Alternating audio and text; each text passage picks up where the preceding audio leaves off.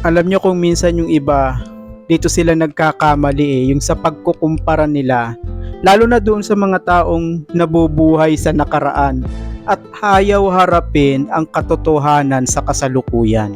Napag-iwanan na sila ng panahon, nagbase na lang sila doon sa kinagis na nila noon. Tignan nyo yung comparison na to, no? Si LeBron James ay mayroong 27.1. Si Jordan naman ay mayroong 30 points dito per game ang pinag-uusapan. Ilang taon ba si Jordan dyan yung 30.1 per game na yan? Sa ikukumpara mo sa 27.1 per game ng isang LeBron James na mayroong 39 years old. Bata pa si Jordan dyan . Kasi kung ikukumpara mo yung 39-year-old Michael Jordan sa 39-year-old LeBron James, napakalaki ng pagkakaiba. Di hamak, nasapaw talaga at natatabunan ang performance ng isang Michael Jordan. Yan ang real talk dahil yan ang totoo. Nung 39-year-old ang isang Michael Jordan, hindi na siya ganun ka-dominant. Hindi kagaya ng isang LeBron James. Eto, meron daw 4 na ring si LeBron. Ito namang si Michael Jordan, merong 6. Yes, totoo yan, merong 6. Dahil super team ang kanyang kupunan. Katunayan, nung hindi naman nabuo ang super team, nung hindi pa sila nagtandem ni Pippen, hindi pa nabuo yung super team na Chicago Bulls nung 1990s, yung unang 3 taon ni Jordan sa NBA, hindi ba totoo kangkong ni hindi nga nakatungtong ng playoffs Lalong wala namang championship ring si Jordan nun. Bakit siya nagkaroon ng 6? Nung matandem na si Pippen sa kanya at nabuo yung super team Chicago Bulls. Bakit naman si LeBron may 4 na ring lang? Kasi ang mga napagkakalaban ni LeBron, mga super team, mga powerhouse team, kagaya ng San Antonio Spurs Dynasty, andyan yung Golden State Warriors, na may Steph Curry, Klay Thompson, Draymond Green, Andre Iguodala, at yung Golden State Warriors na mayroong Kevin Durant na super team.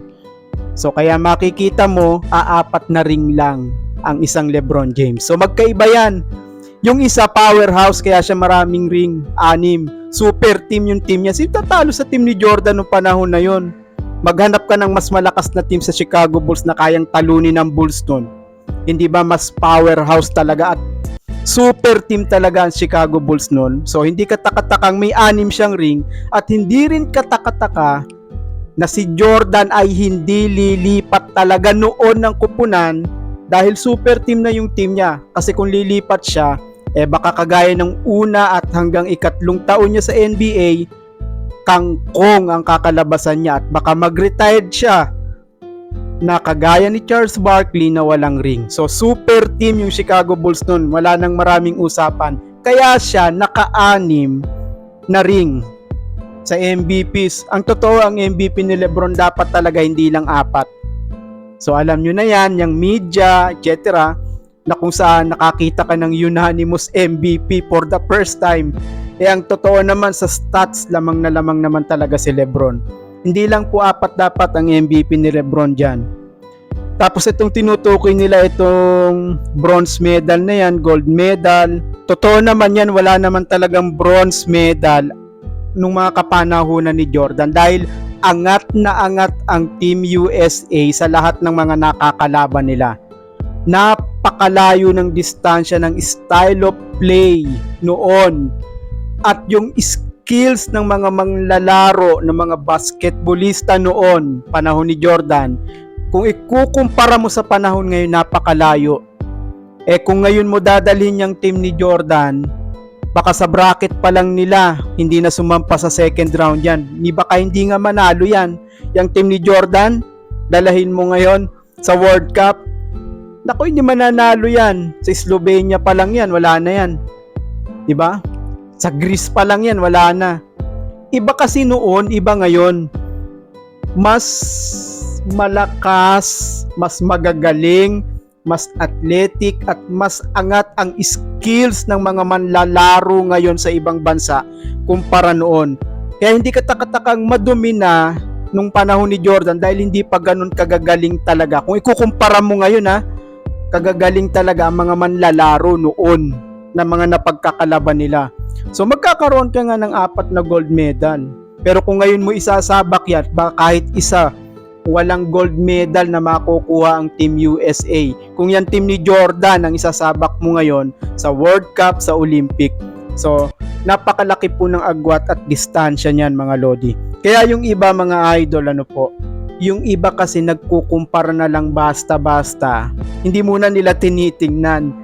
So malaki ang pagkakaiba. Hindi mo talaga po pwedeng paghambingin yung noon at ngayon. Sa style of play pa lang, napakalayo na. Yung sasabihin ng ibang mga analyst na kung maglalaro daw ngayong era si Jordan, i-score ng 50 points. Pwede nga. Totoo ba yon? Kaya ba niyang bantayan si Steph Curry? Kaya ba niya? Baka lumawit lang ang dila ni Jordan at tagaktak ang pawis.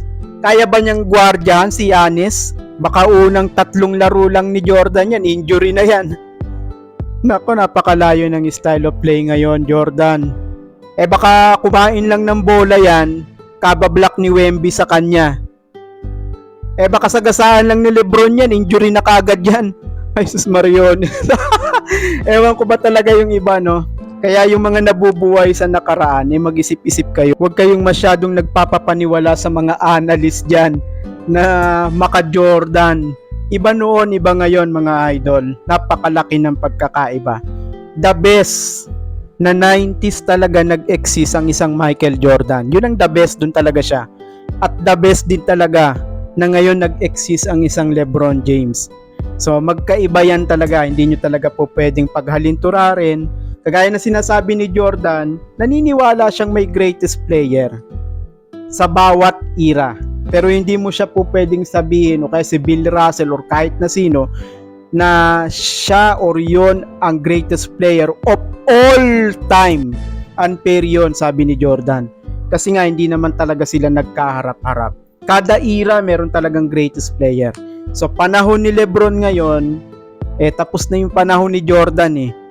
Kaya doon sa mga mahilig pang magkumpara, mag-isip-isip po kayo, magkaiba talaga. Kahit anong gawin yung kumpara, hindi talaga lalapat at hindi magkakapareho yan. At hindi rin po pwedeng i-apply yung noon at i-apply mo sa ngayon. So napakalaki ng diferensya mga Lodi.